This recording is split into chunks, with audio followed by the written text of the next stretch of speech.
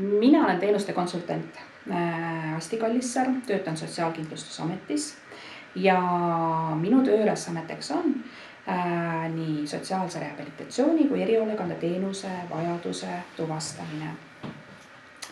Et inimesed, kellel on siis püsiva kuluga psüühikahäire, on õigustatud saama erihoolekandeteenuseid ja selleks peavad nad esitama Sotsiaalkindlustusametile erihoolekandeteenuse taotluse, kas siis klienditeeninduses, läbi iseteeninduse, läbi eesti.ee või siis saatma ka täidetud taotluse digitaalselt allkirjastatud info@sotsiaalkindlustusamet.ee aadressile.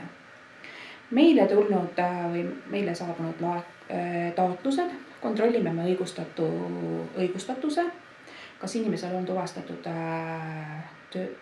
puudub töövõime, puue ja vastavalt sellele siis võtame ühendust taotluse esitajaga, et läbi viia siis toetus- ja abivajaduse hindamine. Ja vastavalt sellele siis, kuidas meie hindamine siis kulgeb, milline on inimese abivajadus, siis kas me saame koheselt teenusele suunata või siis teenuse järjekorda panna. Seni, kui juhtub, et me ei saa koheselt nagu erihoolekandeteenuseid pakkuda, saab alati küsida nõu ja abi kohalikust omavalitsusest ja koostöös püüame siis leida neid sobivaid abilahendusi, et inimene võimalikult hästi ilusti hakkama saaks.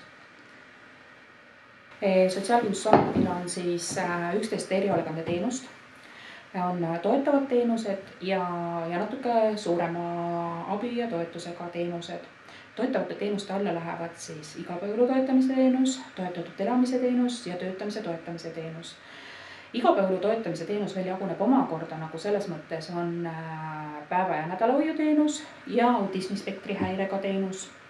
Aga need on puhtalt sellised väga spetsiifilised teenused. Toetatud elamise teenus saab osutada siis teenuse kasutaja kodus ja ka siis erijuhtudel ka siis teenuse osutaja eluruumis, kui nüüd on selline variant. Töötamise toetamise teenus on see, et kas siis inimene, kui on tuvastatud töötamise toetamise teenuse vajadus, kas siis inimene töötab kaitstud tingimustes, töökeskustes või ta töötab avatud tööturul. Tihtipeale on see, et hästi raske on suhelda kolleegidega, tööandjatega, tekivad väga kergesti konfliktid ja töösuhe võib lõppeda. Aga kui on töötamise toetamise teenus ja inimene töötab avatud tööturul, siis on meil ikkagi inimesel tugiisik tegevusjuhendaja näol, kes siis toetab, suunab ja aitab siis probleeme lahendada. Ja inimene ongi aktiivne tööturul.